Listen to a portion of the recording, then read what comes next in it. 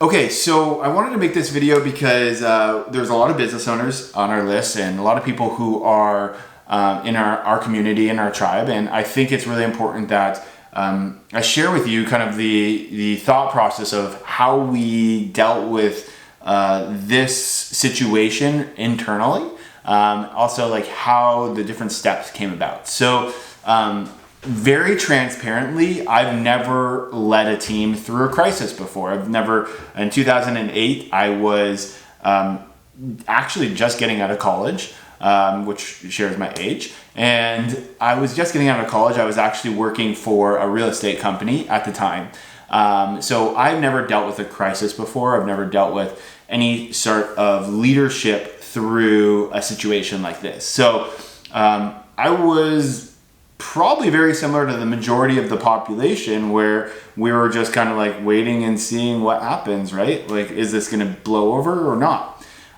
Luckily, I was in San Diego at the time with my dad. We were actually planning on celebrating Michelle's birthday, and what ended up happening was we had to cancel the party, but we ended up going down anyways because there was no like shelter in place, there was no stay-at-home warnings. It was just people felt uncomfortable, so they ended up canceling the party. Anyways, long story short, we had a meeting, Harv and myself and Michelle and Jen, and my dad basically walked me through what they did in the business in 2008 when he was operating Peak Potentials.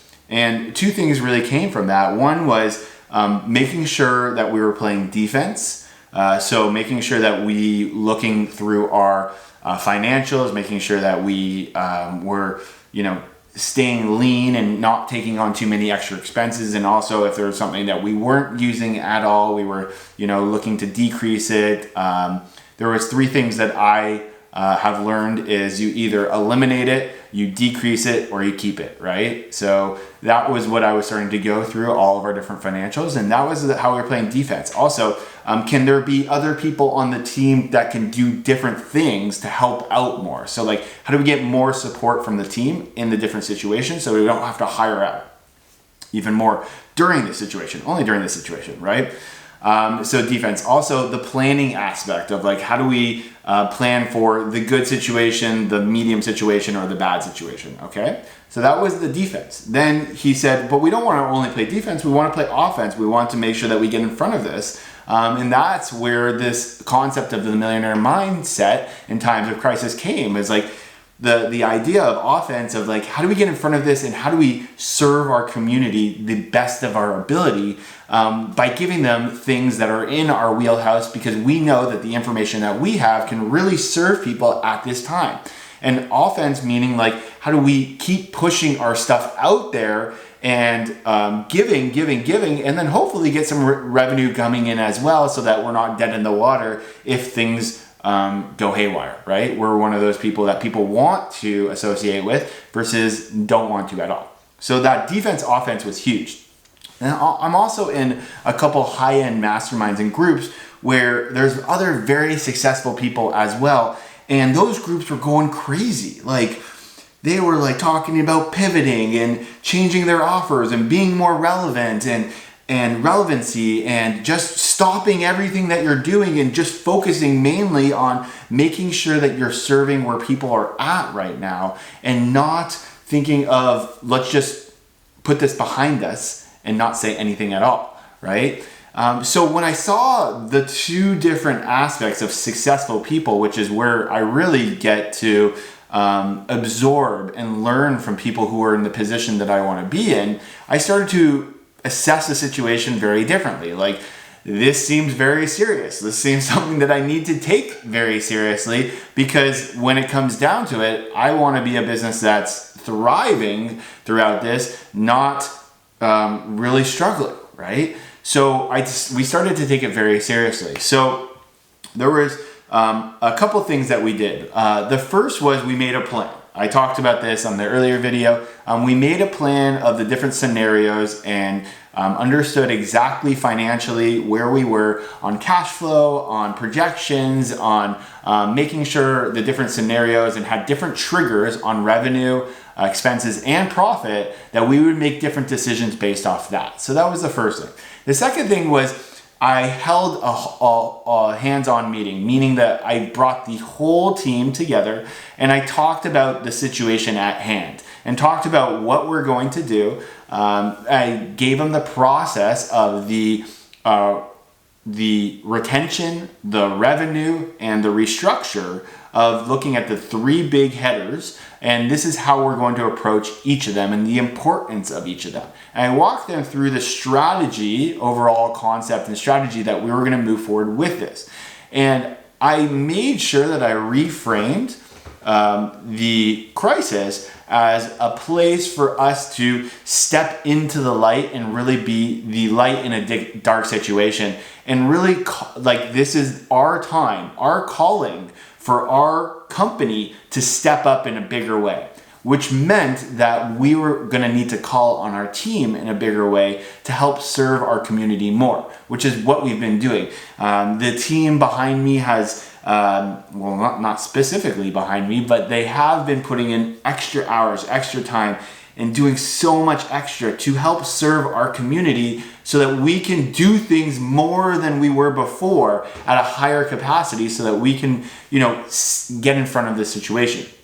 I think that all hands-on meeting was so crucial for not just the buy-in of getting everyone on the team, a real buy-in, like a sincere and authentic buy-in, but also to just talk about it, right? It was okay to talk about the situation at hand, and people felt like they were being heard. I have fears, I have worries, I have struggles with what's going on. I also talked to any parents on the team about making a conducive work environment and being flexible with them.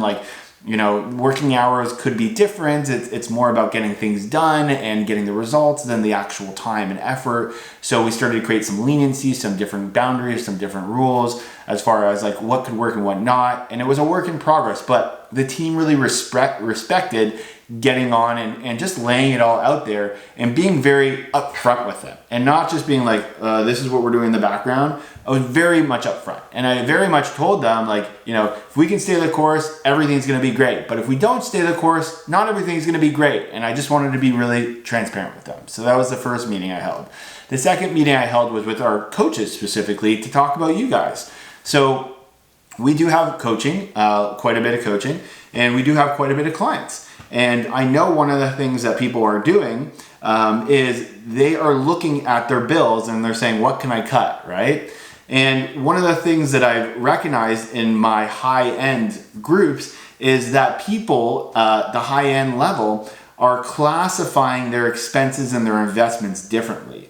And I wanted to make sure that our coaches knew that our coaching was not a disposable expense for our clients. And I wasn't saying that to keep the clients, I was saying that to help serve the clients in the best of the ability, because I know specifically that if we are in our students' corner, if we're helping our community, if we're truly there to help them succeed, then they're going to do much better than when they're on their own. And if they're already paying for it, then why cancel that? Why not get the support through this? Why not have someone in your corner to help support you and give you the strategies and tools to do that? So I gave the coaches the breakdown of the strategy as well. And what we did, and this is very specific tactical, okay? What we did is we looked at our clients and we labeled the clients with a red, yellow, or green, okay? Clients that, we thought are probably going to look to cancel, probably going to kind of in the middle, and then those who are just fully committed. And we reached out to all the red ones first, then all the yellow ones, and then we just were in communication with the green ones. And we assured them that we were there to specifically help them, and that their coaching specifically is going to be relative to the situation they're going into right now. Forget everything that they signed up for, unless that was something specific they wanted to talk about. We're talking about how do we get over challenges, obstacles, and support you through right now. And the response has been nothing short of amazing.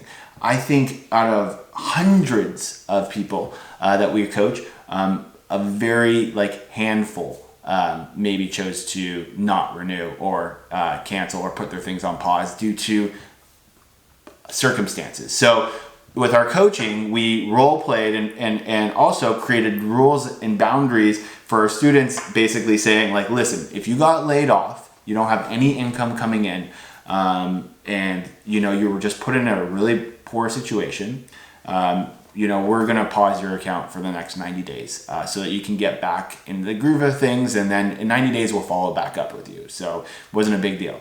For anyone in the health that got sick, automatic pause, right? We're not gonna charge anyone for that. People who were kind of like on the boat, but like didn't lose income, our goal was to make sure that you were getting the support you needed. So we added extra things. We did the strategy more for the same, meaning that for the same price that they paid, we're going to give you more of our service, more of what we can do to offer you to make sure that you are supported in this situation. So what we did was we added a specific game plan call for those students who can actually game plan of the strategy of, here are the 3 projects that are going to help me get through this. We also added emergency calls so that, if there wasn't a scheduled time and you're going through something and you needed to talk to someone, you can hit us up a couple times throughout the month or months, and we're going to take you on an emergency so that we can help you. Our students appreciated that so much, what our coaches said. So, getting that call with the coaches was important. And I think what really sums up with this is, again, staying in front of the message. I think that's the most important topic key principle that comes with this, is staying in front of the message so that, people understand that you're leading them through it. And I can't, now having the experience of going through this, I'm so happy that we were able to do the things that we were able to do, that I was able to learn so quickly from so many amazing people, and just try things out and just take action. And the team just loved it, and the coaches loved it, and our students loved it, and now the community's loving it. Like, you're getting these videos for this Millionaire Mindset in times of crisis.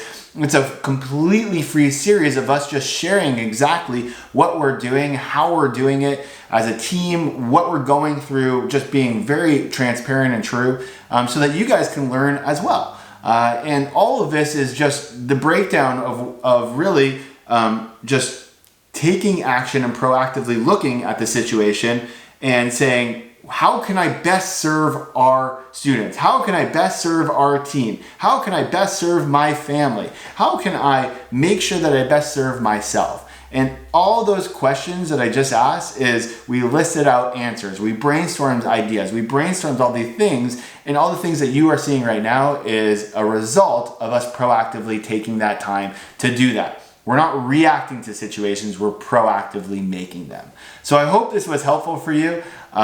This was an interesting experience for me. I feel very fortunate that I had such great leaders to learn from in this situation, and I feel honored that I'm able to pass the information that I learned from extremely successful people that really helped me through this situation, and I feel blessed that I was able to do that. So I'm happy to share that with you. I hope you love this video, and what I want to say is, what's your one big takeaway from this video? Comment below this video. Let me know what your one big takeaway is from this video so that you can ingrain what I just said into your life and also use it actionably. What is the tangible thing that you want to take away from this video and go and do yourself? Is it a family meeting? Is it a team meeting? Is it a community live video where you're going to answer some questions? What is it? What are you going to do to stay in front of this, to show that you care about what's going on, to be authentic, to show compassion, to really just give your all and just serve from your heart? Talk to you soon, and have a great rest of your day or night or morning, whatever it may be. Talk to you soon. Bye for now.